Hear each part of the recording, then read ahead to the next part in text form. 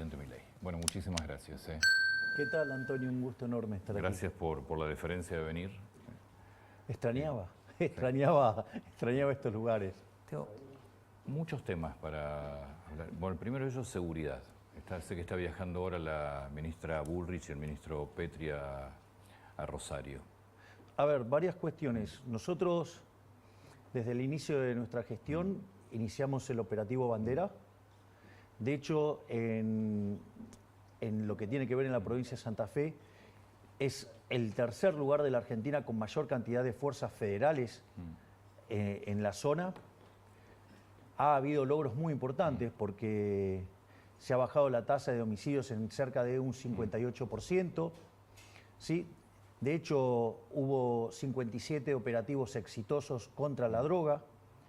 Es decir, que estamos acorralando a la droga, al narcotráfico, estamos dando una lucha sin cuartel y obviamente nos encontramos ahora con la respuesta. Digo, esto también es bastante natural, pero nosotros no estamos dispuestos a ceder un milímetro, o sea, ellos o nosotros, y nosotros decidimos que somos nosotros.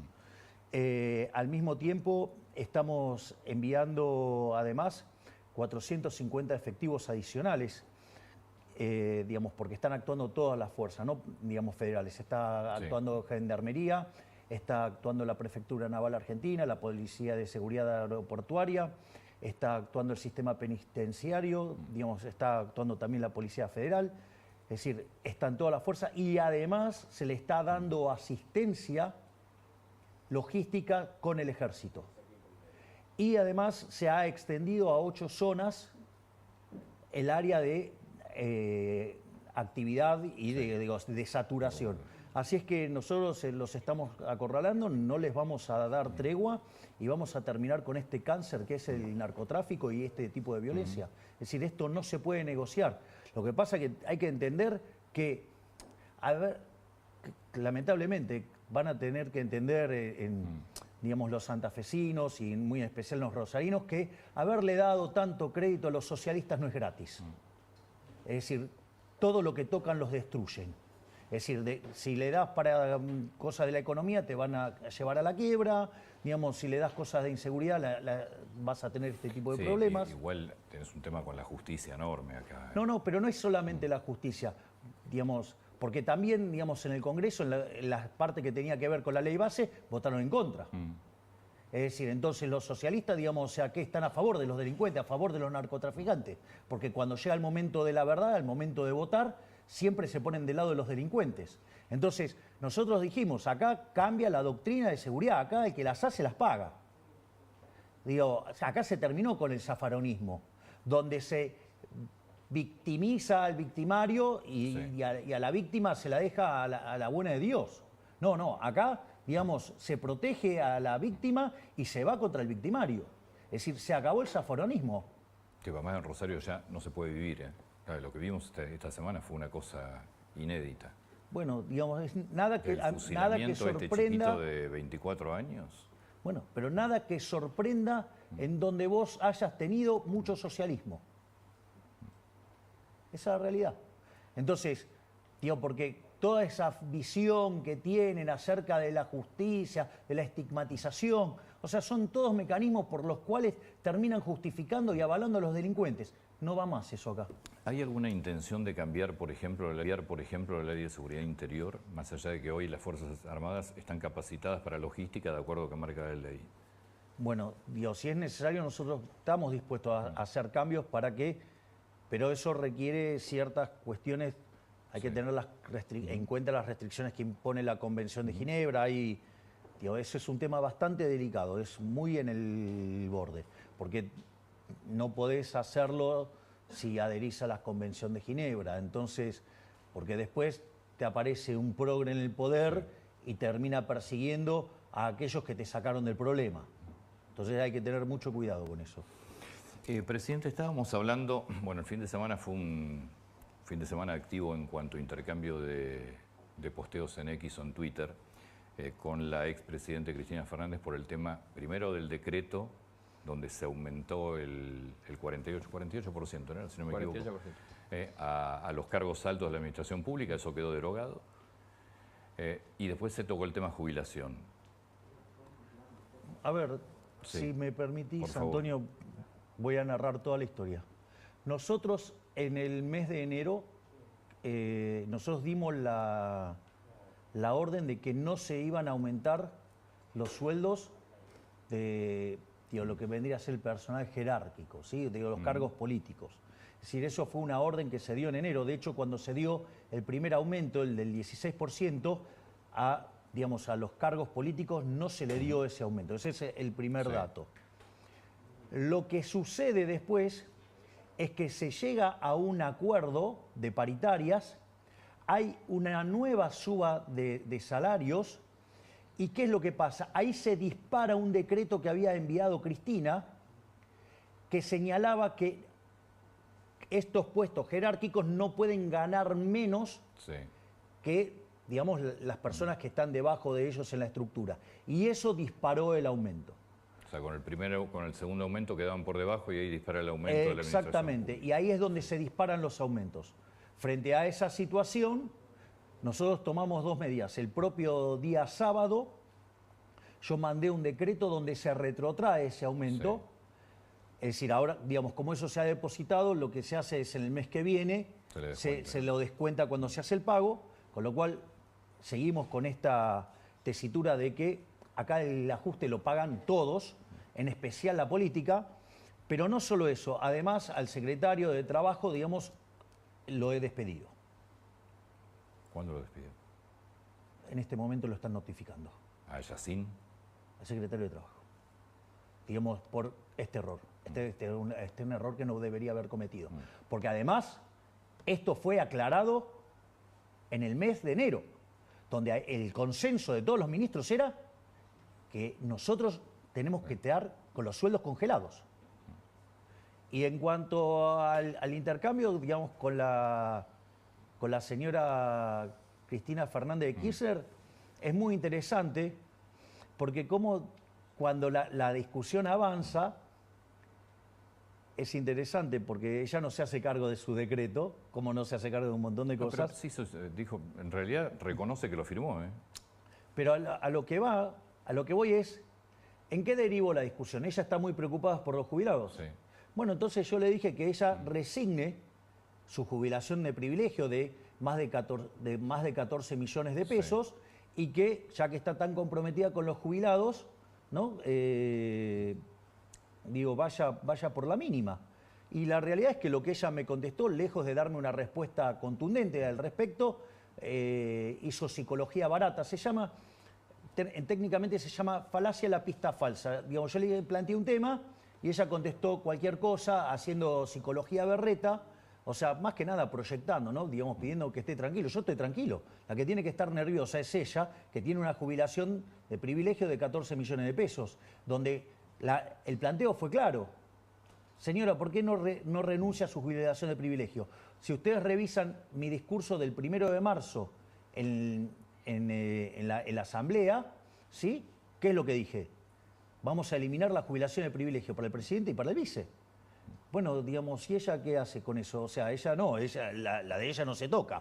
Entonces, bueno, la he dejado expuesta frente a su incoherencia, a su contradicción. Vamos, que entregue su jubilación de privilegio. Ahora, esta maraña... Sabemos que no lo va a entregar, ¿no? Esto que te encontraste con el tema de los sueldos, esta disposición que se enganchan, que no pueden ser mayores o inferiores, ¿es una maraña que la están mirando? Porque debe ser gigantesca, debes tener disposiciones todos los días, te debes entender. Claro, digamos, a ver,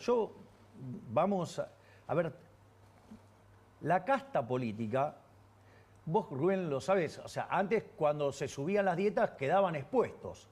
Hoy con todavía muchísimo más penetración de la información y a la velocidad que viaja, te imaginarás que cuando se suben las dietas quedan escrachadísimos todos los funcionarios. Entonces, ¿qué es lo que hicieron?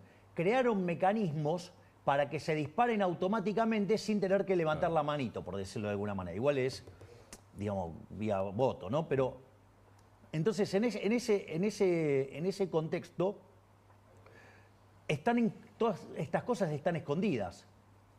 Y salvo que vos seas un experto de toda esta maraña, no te das cuenta. Y la realidad, nosotros somos outsiders.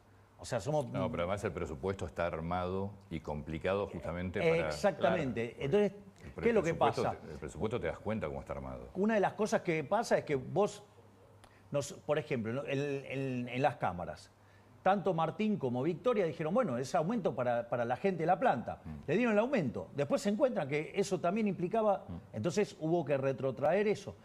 La realidad es cierto. Vos podés decir, bueno, no están tan entrenados como esta gente. Es cierto. Es decir, y cada vez que nosotros tocamos algo, sale puse todo. Y bueno, entonces, digo, a veces te salpica, esa es la realidad. Pero lo importante es que nosotros, automáticamente esto fue retrotraído. Digamos, si ustedes se fijan, hay un decreto mío, digo, del sábado a la noche, donde esto se bajó. Entonces, eso es lo importante, ¿no? Que, digamos, porque nos vamos a encontrar con un montón de cosas de esto. Pero te iba a preguntar eso, ¿qué encontraste? ¿Es peor de lo que pensaban? Sí, es muchísimo peor. Es mucho peor. Ahí nosotros, por ejemplo, el lugar donde más encontramos todo el tiempo, que sale PUS todo el tiempo, es en el área de capital humano. La ministra Petovelo tiene una brigada anticorrupción y cada semana va y se instala en un área. Y ahí va encontrando cosas. Pensá que nosotros hemos dado de baja 200.000 programas sociales entregados de manera irregular. O porque gente que viajaba en yate, o gente que, digamos, viajaba en aviones al exterior, o gente, digamos, que trabajaba en el Estado. Hay un montón de situaciones irregulares donde vos decís cómo estas personas están cobrando un programa social. No solo encontramos esas irregularidades. Ahora, por ejemplo, cuando vos vas a buscar los comedores, sucede que los comedores no existen, muchísimos de ellos no existen. No solo eso, hay algunos comedores que vos vas y te dicen que atienden a 500 personas y vos estás ahí y nunca atienden más de 50. Ahora, perdón esto, porque creo que vale recordar el número. Corregime si me estoy equivocando. No es que hay algunos que no existen, más de la mitad no existían. Exacto. ¿Ese es el Rubén. número? Sí, así es, Rubén. No, es tremendo. Es decir, no solo eso, o por ejemplo, no sé si recuerdan ese momento en el cual la ministra Petovelo enfrentó a estos gerentes de la pobreza. Sí, claro, cuando sacó la mesa. Y sacó la mesa, porque le dijeron, no le está dando de comer a la gente. Dijo, dale, vení, digamos, yo los anoto. Y no se anotó ninguno. Bueno, por ejemplo, ¿qué es lo que pidió? Pidió nada más que el nombre de la persona y el DNI para poder identificarlos. Bueno, no, cuando los quieren auditar, no quieren. Entonces, por ejemplo, hay algo que es muy interesante. No solo que mienten con el número de personas, sino que hay otras cosas todavía mucho más crueles. Porque digo, si mienten el número de personas, digo, pero la asistencia está. Ahora, hay un tema grave que es el hecho de, por ejemplo, cuando reclaman los bolsones de comida. Entonces, no entregan el número de personas que son, pero acá hay un tema más grave. Suponete lo siguiente, el caso de los fideos. Suponete que te cotizan en el bolso de comida fideos calidad AAA. Sí. Y después son calidad E. Bueno, recordemos que el primer caso de corrupción que le salta a Alberto Fernández fue precisamente con la compra de alimentos. Bueno, cuando vos tirás esos fideos al agua, se deshacen. Entonces, no solo que hay un problema en cuanto a lo que tiene que ver a la cantidad, sino que además hay un problema que tiene que ver con la calidad. O, por ejemplo, en esos lugares donde vos mandabas comida y los comedores no existían, o mandás comida para 500 personas y sucede que van 50, después te encontrás en la cercanía determinados supermercados donde están vendiendo esos alimentos. Esto es de una crueldad enorme. No solo eso, otra de las cosas maravillosas que hizo la ministra Petovelo fue cortar, y eso es lo que generó la primer marcha de Beliboni, el tema de la intermediación. Es decir, nosotros teníamos claro que los primeros meses del programa iban a ser duros. Es decir, nosotros estamos viniendo a cambiar 100 años de decadencia y 20 años de desastre. Eso está claro que, digamos, reacomodar eso no es gratis. Igual, digamos, está, digamos, bastante manifestado en nuestra realidad, ¿no? Porque el salario promedio durante la convertibilidad era de $1.800, ¿no? Y si eso lo ponemos a plata de hoy, da $3.000. Y si el salario promedio de hoy fuera, no sé, $600, Sí. bueno, quiere decir que los argentinos en esta década ganada, o no sé, o 2 décadas ganadas. digo, 2 décadas de populismo, perdimos 80% de nuestros ingresos. Es decir, no es que cuando uno mira, no sé, las tarifas, cuando las compara con el resto, no estoy diciendo con Europa, con Sudamérica, están regaladas. Ahora, el problema no es que entonces sean caras las tarifas acá. El problema es que nos han empobrecido tan brutalmente como consecuencia del populismo. Destrozaron el ahorro, destrozaron la inversión, destrozaron la capitalización, destrozaron la productividad de los argentinos, por ende los salarios son miserables. Entonces, lo que hay que tener en cuenta es que 20 años de populismo no es gratis, comerse el capital no es gratis, es decir, te destruye la productividad y destruye los salarios. Entonces, ahora, esto, digamos, es como, a ver, estoy hinchado, no estoy hinchado, estoy gordo. Tengo que bajar de peso. Y este es el problema. Es decir, y no quieren aceptar eso. Es decir, lo que hay que reconocer es que Argentina se empobreció como consecuencia de 100 años de aplicar malas políticas, pero los últimos 20 años... Sí. Ahora, ahí tenés dos temas. Un sector de la clase política que no lo quiere reconocer, que dice que se puede vivir subsidiando todo y mintiendo con los precios. Y otro sector que acompaña esta idea, pero te dice cuánto tiempo. ¿Cuándo llegamos del otro lado del horizonte? A ver, eso es muy interesante lo que estás planteando, Rubén.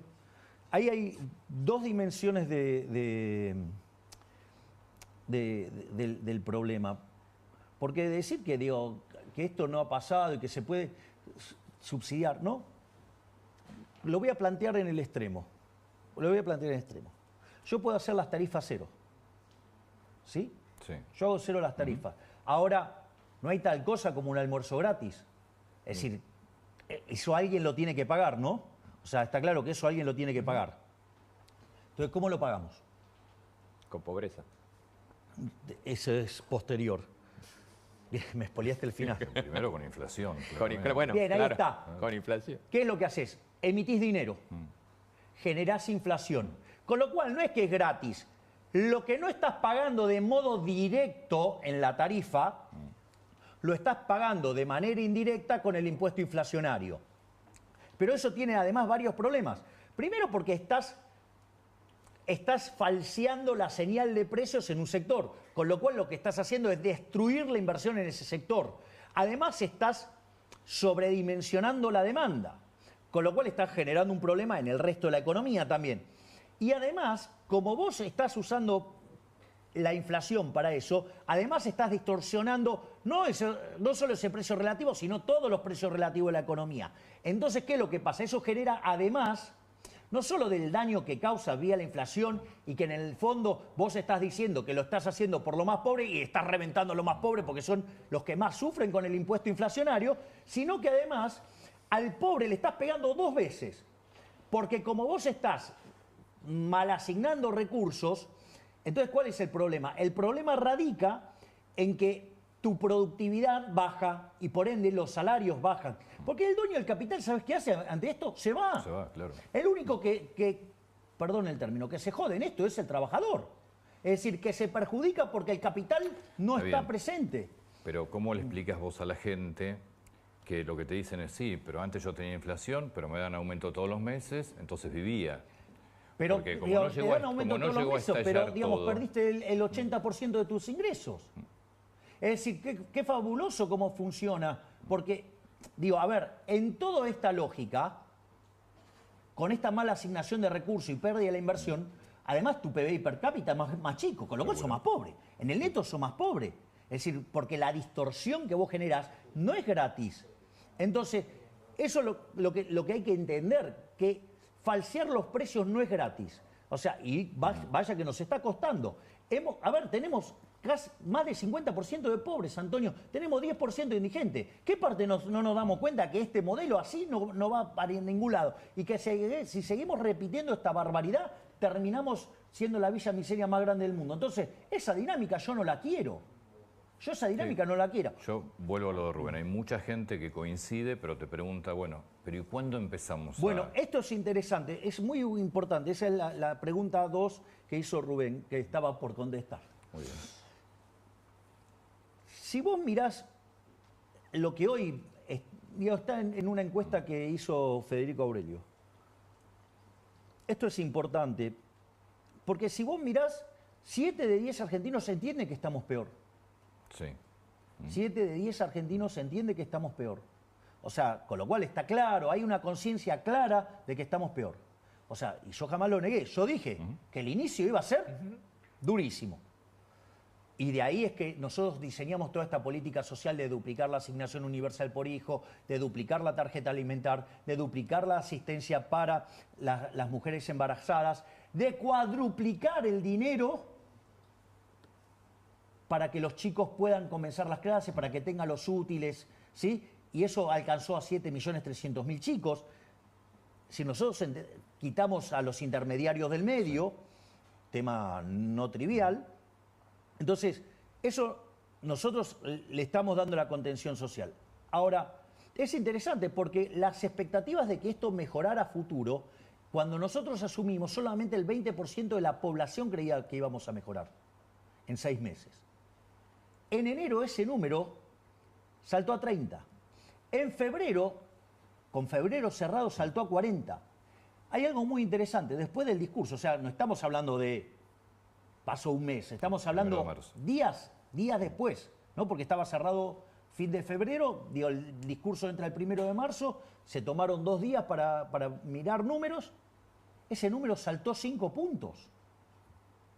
Es decir, la gente la está empezando a ver. Es más, a mí hay algo que me parece sumamente importante.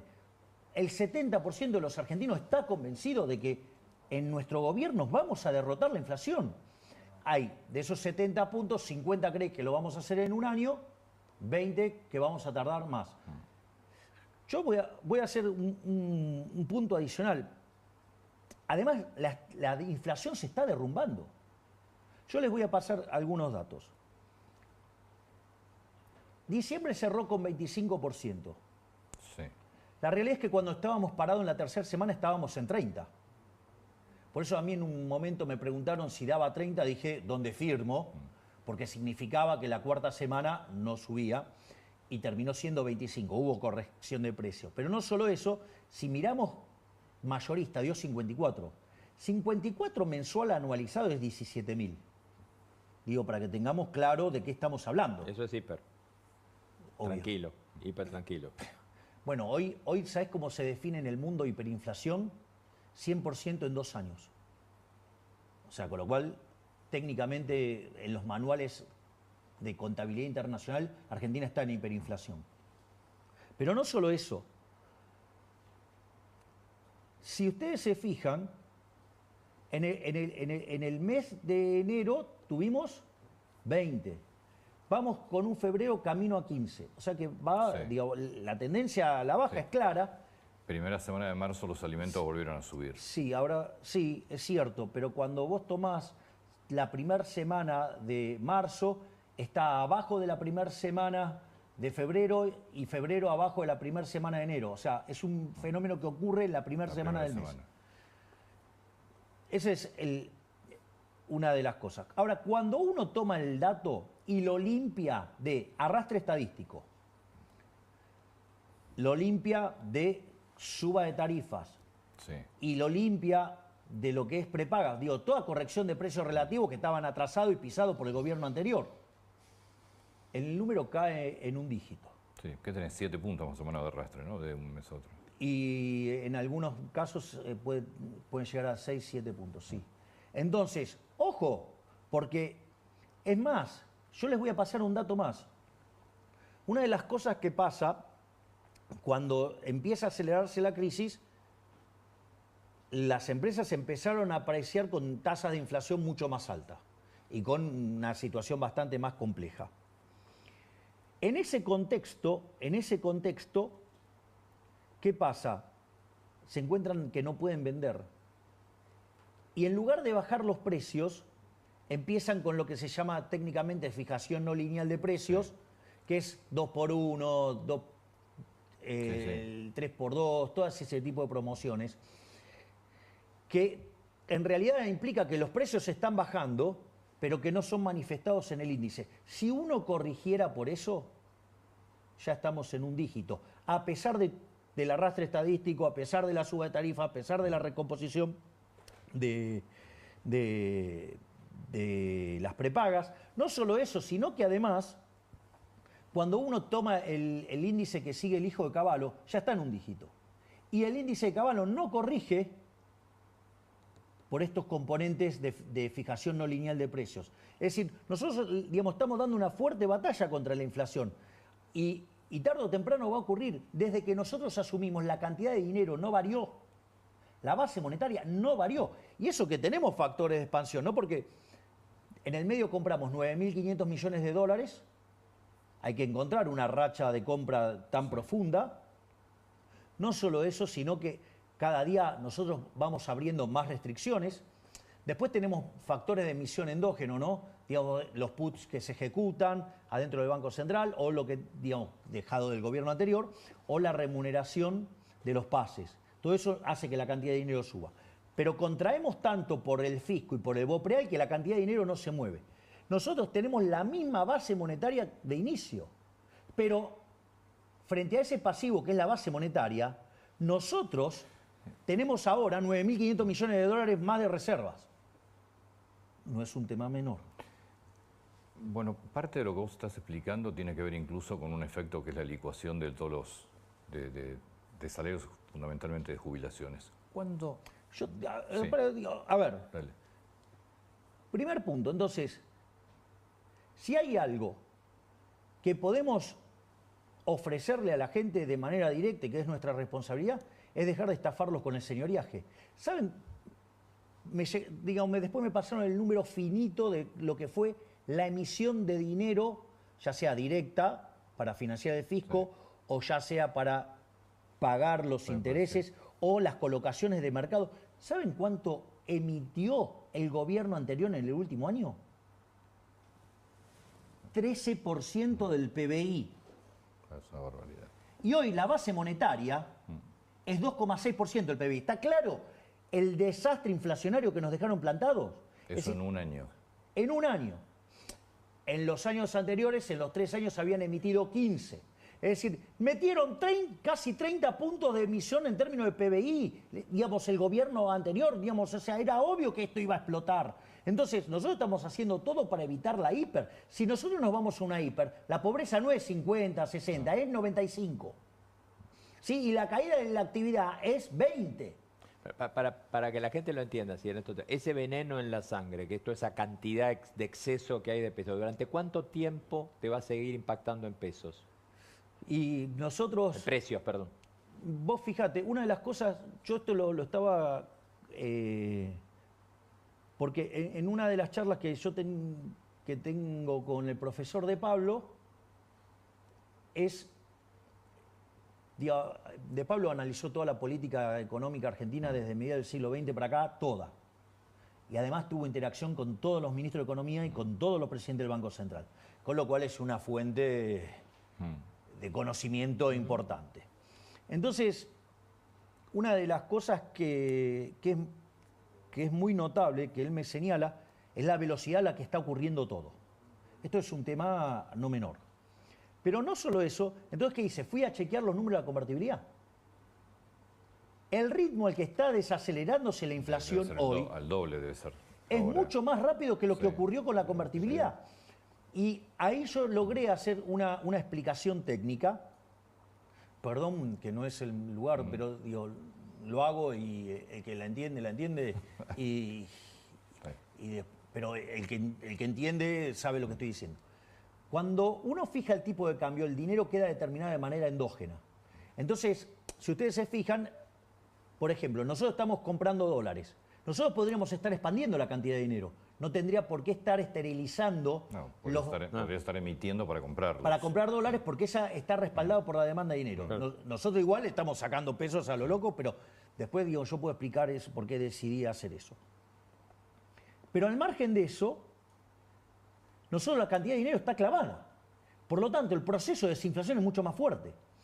Y el primer indicador de esto es que se cayó el dólar como un piano. Es decir, nosotros sabemos que marzo va a ser un mes muy complicado.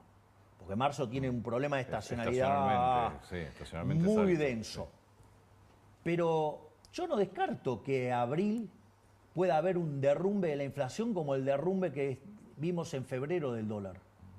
Digo, Rubén, vos mirá la economía, decime cuántas veces viste caer 25% el dólar en un mes en Argentina. No, el movimiento. Además, de hecho, a algunos le provoca miedo la velocidad con la que bajó el dólar. Exacto. Recordemos que en la convertibilidad vos esterilizaste con un plan Bonex. O sea, Bueno, pero fíjate esto, nosotros no estamos haciendo esto. Nosotros, todas las operaciones son al mercado. Todo es a mercado. Acá, digamos, se ha respetado el derecho de propiedad de una manera tremenda. Y cuando dicen del ajuste, a ver, si el gasto público en términos reales está cayendo 36%, eso es menor presión fiscal. Es decir, si yo bajé el nivel de emisión monetaria, eso es, dejé de estafarle a la gente. Yo, digamos, o sea, le hago una pregunta. ¿Cuánto creen que es el ajuste fiscal que estamos haciendo en este momento? ¿El ajuste fiscal sobre inflación o sobre...? No, el ajuste fiscal total que estamos haciendo. No sé, como recién dijiste 36%. Sí, pero... A ver, nosotros cuando llegamos al gobierno, el déficit fiscal consolidado era 15 puntos del PBI. Sí. Teníamos 5 en el Tesoro y 10 en el Banco Central. Nosotros pensábamos ir a déficit cero a fin de año. El déficit cero es muy importante ¿en qué términos? Es muy importante en términos de que como yo no tengo déficit fiscal financiero, el que cuenta, no el primario, el verdadero, la deuda no me sube. O sea, yo tengo que rolear la deuda nada más. Entonces la relación deuda-producto es no creciente. Por ende, soy solvente. ¿Y dónde lo ves eso? Que cuando nosotros ganamos la elección, el riesgo país era 2.900 y hoy es 1.600. Es decir, ese dato es contundente. Es decir, no solo eso, sino que, fíjate esto, nosotros después empezamos a ver los números y veíamos que podíamos llegar al equilibrio primario en enero y al equilibrio financiero en marzo. Y lo logramos en enero. En enero, sí. Es decir, porque, a ver, yo lo voy a poner en estos términos. Argentina de los últimos 123 años tuvo déficit durante 113. Es decir, entonces nosotros estamos haciendo algo que claramente en la historia argentina no se dio. Te pido, please, que cierro esta cosa para ver el tamaño de la tarea de la que estamos haciendo. Y cuando yo dije que iba a hacer esto, me dijeron que era imposible. Ahora como lo hice yo, digamos, o sea, ahora es fácil y en realidad, no, bueno, que la licuadora. Y sí, un ajuste tan fuerte tiene motosierra y tiene licuadora. O sea, ¿por qué? Porque echamos 50.000 empleados públicos, eso es motosierra. Dimos de baja 10.000 contratos, eso es motosierra. Dimos de baja autos, dimos de baja teléfono, eso es motosierra. Dimos de baja la obra pública, dimos de baja la transferencia discrecional. Todo eso es motosierra. Digo, obviamente que hay licuadora. Ahora, hay licuadora, vos me podés decir las jubilaciones. Bueno, pero el gobierno anterior se fue con jubilaciones de $80. Hoy las jubilaciones con el bono, la mínima con el bono es $200. Es decir, subió 150%. Con esto, si vos en enero estuviste en cero, quiere decir que hiciste una reducción del 15%. Hice una reducción en el Tesoro de 5 puntos del PBI. Entonces, ¿qué hice del lado del Banco Central? Ya lo bajé 5 puntos. Es decir, el ajuste fiscal que hemos metido es equivalente a 10 puntos del PBI. Bueno, o sea, no existe registro histórico ni en Argentina ni en el mundo de haber hecho eso. Pero era la única forma que tenía de evitar una hiper. Es decir, si nos íbamos a una hiper, Venezuela, quedaba chiquitito así. Pero ahora tenés que sentarte con gobernadores, porque parte del ajuste tiene que ver con la eliminación de las partidas discrecionales y de fondos fiduciarios. Tenés que sentarte con los gobernadores que te están pidiendo más dinero, que no aceptarían, o al menos es lo que dicen, volver a colocar la cuarta categoría de ganancias. ¿Cómo vas a negociar con los gobernadores? A ver, cualquier discusión que haya del tema que quieras que involucre la política fiscal, no se negocia. No se negocia el déficit cero. No se negocia de ninguna manera el déficit cero. Es decir, Dios, yo estoy abrazado como al mástil, como Ulises. digamos, y tengo a mi equipo tirándole tiros a las sirenas. ¿Y qué tenés para negociar entonces? Ponemos todos los números sobre la mesa. Te digo, yo estoy dispuesto a discutir con los números sobre la mesa. O sea, y Yo que no las tengo- provincias pongan los números sobre la mesa todos. Pero ahora, ellos tienen que hacer un ajuste de un punto del PBI, yo estoy haciendo 15. No es un chiste. Y de esta primera rueda del viernes pasado, ¿qué te llevas? ¿Qué te informó Pose Digamos, yo estuve reunido con Guillermo Francos el sábado. Estaba muy optimista, digo, hay voluntad de cooperar y nada, y se dieron cuenta del error que yo señalé. ¿Se acuerdan, digamos, cuando fue la discusión? Digo que los miopes del Círculo Rojo, cuando levantamos el capítulo 4, dijeron, uy, derrota de Milei. Y salió Luis Caputo y dijo, bueno, ahora entonces van a tener que hacer un ajuste más grande. Sí. Y al final, ¿qué pasó? Terminaron viniendo acá. Y si no negocias, si no hay acuerdo, ¿cómo sigue? Es decir, si vos no tenés ley ómnibus, ¿cómo sigue tu A ver, plan de gobierno? Tanto el DNU como la ley de bases son elementos que hacen al equilibrio de largo plazo. Son elementos que hacen a la trayectoria de crecimiento de largo plazo. En lugar de... Nosotros estamos proponiendo una serie de mejoras. A ver, si Argentina aplicara a full el Sí. DNU y la ley de bases, Argentina mejoraría 90 puestos en el índice de libertad económica, Argentina se podría parecer a Alemania y podríamos alcanzar a Alemania en 20 años.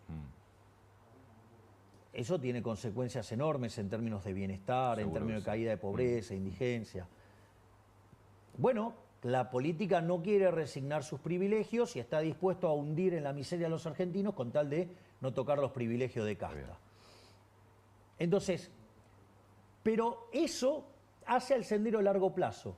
Yo tengo que manejar la coyuntura. En la coyuntura que tengo, si nosotros domamos la inflación, abrimos el cepo, la actividad económica rebota. Sí. Con ese rebote y a pesar del marco institucional putrefacto que tenemos, como nos hemos comido el capital durante 20 años, la productividad en Argentina tiende a ser muy alta, los retornos tienden a ser muy altos. Esto quiere decir que vos podés crecer mucho independientemente de mejorar el marco institucional, porque es una economía que por más que tenga mucho riesgo, tiene un montón de retorno. Igual manteniendo tu déficit cero, tu equilibrio eso no fiscal. se negocia. Sí. Eso no se negocia. Digo, O sea, va a ser un problema de los gobernadores que van a tener que ajustar sus cuentas si no hay acuerdo. Exactamente. Sí. Entonces, ¿qué es lo que quiere decir esto? Esto significa que nosotros estamos en condiciones de avanzar en nuestro programa de estabilización y de recuperación y crecimiento fuertemente, digamos, en la última parte del año y el inicio del que viene. Bueno, eso, va a tener consecuencias electorales enormes. La gente va a haber identificado claramente quién es la casta que juega en contra de los intereses de los argentinos y ahí, digamos, le vamos a dar una paliza en las urnas que el 11 de diciembre del 25, si ahora vienen reformas que le tiramos por la cabeza, yo les aviso, solamente hemos enviado un 25% de lo que tenemos. O sea, todavía quedan, si acá mandamos 1000 reformas estructurales, todavía quedan pendientes 3000. Pero pará, déjame. Es decir, si vos mantuvieras, que lo vas a mantener, pues estás abrazado al mástil, como acabas de decir, el déficit cero, y vos bajás la inflación, no importa si avanza la ley de bases o el DNU, vos estás en condiciones con esto para que la productividad te empiece a funcionar. Exactamente. Y tengas una economía creciente hasta las próximas elecciones y ahí te cambia la conformación del Congreso. Y ahí hago las reformas estructurales que me quedan para acelerar la tasa de crecimiento. ¿Y qué te queda de lo que ya presentaste por más que no se haya votado? Es solamente un tercio, un cuarto de lo que presentamos. Hay, digamos, por ejemplo, nosotros en materia de regulaciones, nosotros encontramos 380.000 regulaciones. 380.000. Así como lo digo, que son todos kiosquitos. No tengo dudas. Bueno, entonces, a ver, mi modelo para parecerme no es Alemania. Mi modelo es parecerme a Irlanda. Mi modelo es parecerme a Suiza. Es decir, yo quiero estar en el máximo lugar de libertad económica del mundo. O sea, y eso implica multiplicar el ingreso per cápita en Argentina por 10, 12 veces, 15 veces. Ese es el mundo que yo quiero. Ese es el legado que le quiero dejar a los argentinos. Vos al mismo tiempo tenés la economía que está diciendo quiero arrancar, liberame que quiero arrancar. Y ahí tenés el cepo. Mira, ahí cómo estamos. A ver, yo esto yo lo he trabajado con distintos profesionales. Si yo, esta es una pregunta muy inteligente. Si yo miro la base monetaria a lo largo del siglo XXI, te da en promedio cerca de 10% del PBI. Hoy ese número es 2,6. Es decir, que si vos mirás eso, estoy muy desmonetizado. Además, si yo miro el crédito del sector privado no financiero, en cualquier país de la región está arriba del 70%, 80%. Ni que hablar Chile, 150, números verdaderamente. Nosotros tenemos 4%. Desastre. Y nosotros tenemos cerca de depósitos en términos de, son 12 o 14% del PBI. Es decir, que si yo lo miro desde ese lado, estoy muy desmonetizado. Es decir, con lo cual hay economistas que consideran que yo hoy puedo abrir. Es cierto. Ahora, ojo, porque abrir implica que yo tengo que dejar de emitir. Y si yo dejo de emitir, tengo que hacer la tasa de los pases cero. Entonces, ese switch de portafolio a mí me puede generar una corrida. Entonces, yo prefiero ir sobre seguro, como dice el fondo, y apuntarle a mitad de año. Obviamente que si viene alguien y me pone 15.000 millones de dólares, sí, abro mañana y la economía despega. Pero si no los ponen, a ver, podrían ponerlos, sí, porque mirá, arrancamos con los bonos en 18 dólares, están en 48 dólares. ¿Y si te lo pone el fondo? Hay distintas alternativas para que lo pongan. O sea, una podría ser el Fondo Monetario Internacional. ¿Cuándo son las elecciones en Estados Unidos? Bueno, hay algunos mecanismos que son muchísimo más rápidos, pero falta mucho para las elecciones. Entonces, es cierto que si vos lo mirás frío, podríamos abrir. Pero también es cierto que la base monetaria amplia son 10 puntos u 11 puntos del PBI. Entonces, no sobra mucho, digo, estaría subiendo un punto del PBI, pero ¿quién me asegura que no voy a tener un cambio de portafolio hacia dólares instantáneo? Es que va. Bueno, entonces, ¿sabes qué? Sigamos con este mecanismo de saneamiento del Banco Central. Es más despacio, tarda un poco más en salir la economía, pero vamos pisando sobre seguro. Que inmediatamente abierto el cepo, tenés una recuperación fuerte de la economía. Te rebota la actividad económica porque vos con el cepo lo que estás teniendo es un exceso de demanda en el mercado de divisas. Sí. Eso implica que en el resto de la economía tenés un exceso de oferta. ¿Qué quiere decir esto? Que exceso de oferta en el mercado de bonos significa que los precios de los bonos están deprimidos, quiere decir que la tasa de interés es alta, que el riesgo país es alto. Altas tasas de interés implica un exceso de oferta en el mercado de bienes, con lo cual te penaliza el mercado de bienes. El exceso de oferta en el mercado de bienes implica un exceso de oferta en el mercado de trabajo que se manifiesta como con desempleo o con salarios reales verdaderamente miserables como los que tenemos, y la consecuencia son la cantidad de pobres e indigentes. Si vos liberás, ¿qué es lo que sucede? Ese exceso de demanda desaparece y todos los excesos de oferta restantes desaparecen. Con lo cual, digamos, tenés un fuerte rebote de la actividad económica. Pero de vuelta, abrir, hoy tenés un riesgo. Yo digo, sí, yo hoy puedo abrir. A ver, si yo abría en el 11 de diciembre, la hiper era un dato. Hoy estamos 50 y 50. Bueno, es una apuesta todavía muy riesgosa, porque el downside es tan grande que, digamos, salí corriendo. Entonces, yo lo que digo es, sigamos hasta que no venga alguien y me ponga los 15.000 millones de dólares, si no me los compro en el mercado y después te abro con los dólares que me compré en el mercado y venime a buscar ahí. Pero, entonces, abril, mayo, junio tienen un valor enorme en términos de la cantidad de dólares que vamos a juntar. Porque no solo los dólares de vengado, los dólares caja son mucho más. Entonces, digo, ahí venime a buscar. Pero, digo, esa es la solución solo. Digamos, si alguien me pone la plata, salimos 3 meses antes. Pregunta concreta, tema jubilación. Sí. ¿Cuál es la fórmula que está pensando el gobierno de Javier Milei? Cualquier solución de cualquier tema que vos quieras enfrentar, tiene que respetar el déficit cero. Es decir, cualquier propuesta que hagas, cualquier alternativa que vos mires, tiene que respetar el déficit cero. ¿Me comprendés? Porque si vos tenés déficit, si vos generás una fórmula que genera déficit fiscal, tenés varios problemas. Una, que haces, te endeudás. Entonces, le cargas el costo del ajuste a todas las generaciones futuras. Sí, claro. Parece bastante injusto eso. Si lo financio con emisión monetaria, Más inflación. lo hago empobreciendo a la gente, con lo cual tampoco funciona. Y si lo hago con más impuestos, la economía no crece, con lo cual...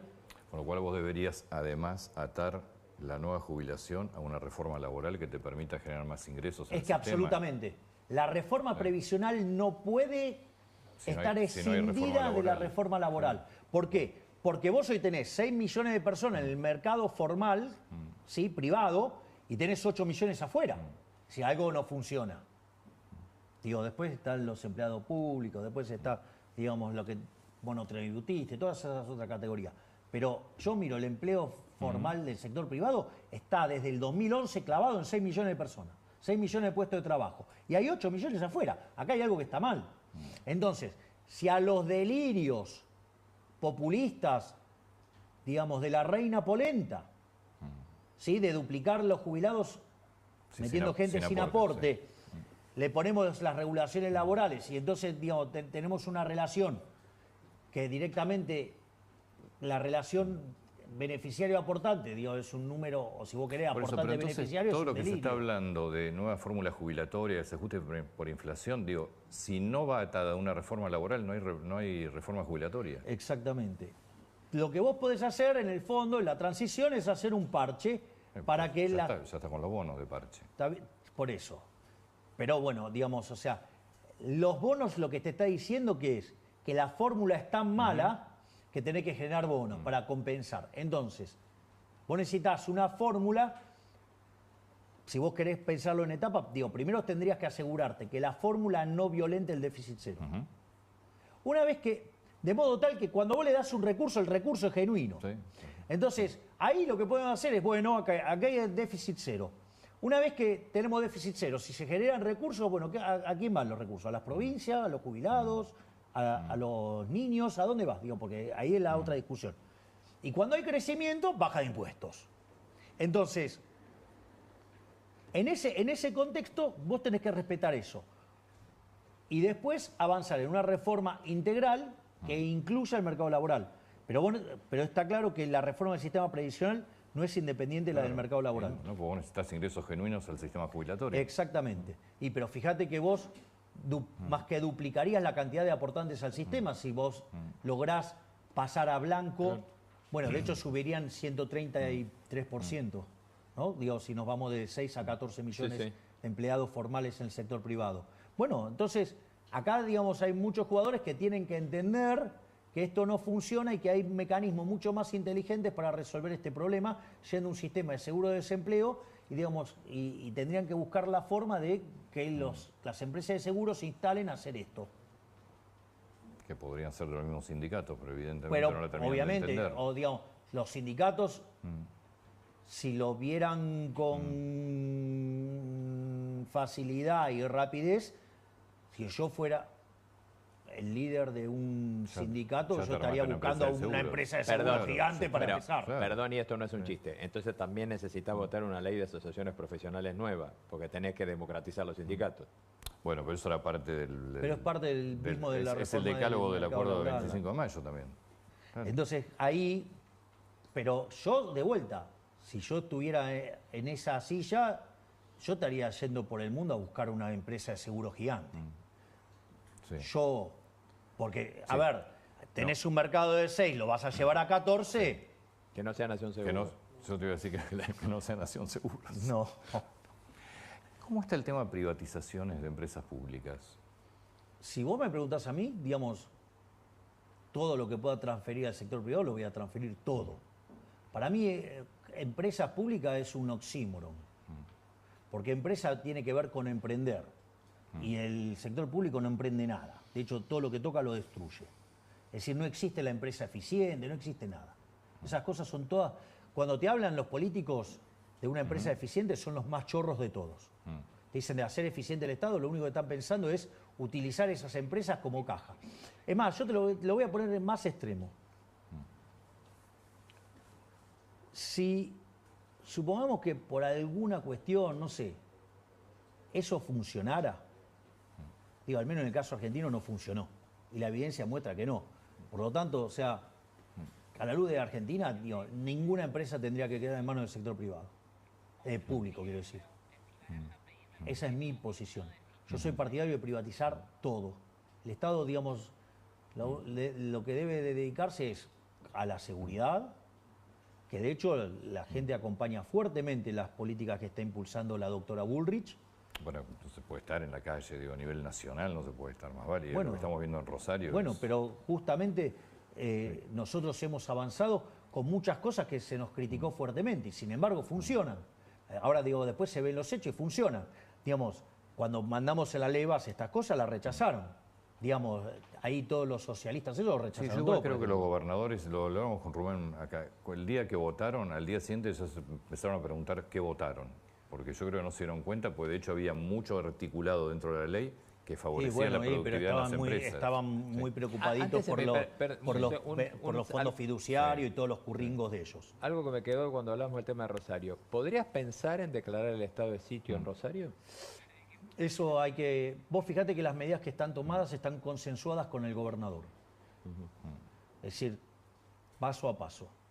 El estado de sitio permitiría la participación de las Fuerzas Armadas. Exactamente. Porque vos solamente bajo estado de sitio, pues. Por el momento estamos trabajando en esta solución y creemos que lo podemos resolver.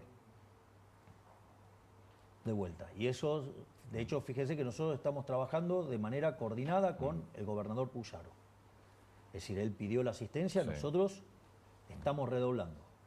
Es decir, hay 450 efectivos más, está el ejército dando apoyo logístico, hay reasignación de fuerzas para asistir más al caso de la provincia de Santa Fe, se entran en más áreas. Yo creo que con esto lo podemos resolver. O sea, después la realidad es dinámica. Pero yo creo que estamos en condiciones de salir triunfantes de esta situación. Preguntas de tu lado más puro de economista. ¿Hay alguna posibilidad? Siempre contesto. Sí, pero esta es bien particular. ¿Hay alguna posibilidad alguna vez de saber toda la maquinaria de corrupción y de curros y estas 380? ¿Cuánto implica en dinero? Es decir, ¿cuánto se gastó? Sí, hay un estudio del BID que estudia la ineficiencia técnica del gasto público. La peor región del mundo es América Latina y el peor país de América Latina es Argentina y tiene una ineficiencia técnica del gasto público de 7 puntos del PBI. 7 puntos del PBI y eso considerando ineficiencia, ¿sí? no pensando mal. La ineficiencia y la corrupción se ven de la misma manera, en términos de... Sí, está bien. Es decir, suponete que vos te hubieras que ganar 10 y viene tu empleado y te roba 3, o en el medio se rompieron 3 por algún motivo, o sea, la corrupción y la ineficiencia ahí en términos cuantitativos se ve igual. Después tenés que entrar a por qué, pero digo, sí, para mí son 7, por lo menos 5 puntos del PBI ahí seguro. Qué bárbaro. Es un escándalo. ¿Y vos crees que va a terminar? Por año. Sí. Por año. 5 puntos de PBI por año. Exacto. O sea, cada 20 años la corrupción te come un PBI. Un PBI entero. Vos pusiste arriba de la mesa el tema de los fiduciarios, que la verdad que era algo que yo creo que para el 90% de los argentinos no sabía ni que existía esa estructura paralela. ¿Termina alguien en cana por eso? ¿Va alguien preso? me encantaría. me encantaría. Pero ¿lo ves lo suficientemente profundo la investigación como para que vaya alguien Nosotros preso? estamos dispuestos a ir al hueso hasta que, digamos, terminen presos los ladrones, sí, claro. Me quedé asombrado del número de corrupción. Sí. Bueno, digamos, si vos querés tener una medida de corrupción enorme, la financiación del déficit fiscal con emisión monetaria, eso es corrupción también. Eso es un delito, eso es equivalente a una falsificación, que lo pagan los que tenían los saldos reales de inicio. Vos fijate que esto es tan brutal, pero no está... El kirchnerismo, a ver, digamos, nos robó 7 puntos del PBI por año con ese mecanismo, ¿no? Porque dijimos que terminó siendo 28. En el último año, para tratar de ganar la elección, metieron 13. 13 puntos del PBI. O sea, te asustaste con ese 7, el doble metió. Ahora, fíjate esto. Ese mecanismo, son tan perversos los políticos que eso no está tipificado en el Código Penal. Y nosotros una de las cosas que vamos a mandar es una ley para que si vos emitís dinero, digo, va preso el presidente del Banco Central, todo el directorio del Banco Central, el presidente de la Nación, el ministro de Economía y los diputados y senadores que aprueben eso. Además, con la característica como si fuera un delito de lesa humanidad, que sea imprescriptible, porque ¿qué es lo que pasa? No, Va a venir otro, va a tirar esto por la borda, como hicieron con la convertibilidad, y van a empezar a buscar. Pero tarde o temprano va a venir un ortodoxo y los va a ir a buscar. Entonces, y van a ir presos. Digo, no es un chiste robarse 5 puntos del PBI todos los años, 7 puntos del PBI, digamos, promedio, o 13 puntos, que es lo que hizo el kirchnerismo el último año. Qué bárbaro, no, es que nos han limpiado como sociedad, ¿eh? No, pero digo, o sea, a ver, el descalabro del último año fueron 13 puntos del PBI. Entre financiamiento del fisco, entre lo que fue la emisión de los pasivos remunerados y las operaciones de mercado abierto, 13 puntos del PBI. Es decir, con una base de 2,6. Digo, si eso no es una hiper... Presidente, muchísimas gracias. No, Gracias, por favor, Javier, ¿eh? gracias a vos, Antonio, No, por gracias, favor, Rubén. Gracias por la deferencia de haber venido. No, por favor, es un placer. Aparte extrañaba. Muchas gracias. No, por favor. Nos vamos a Rosario, está allí Jean Libares.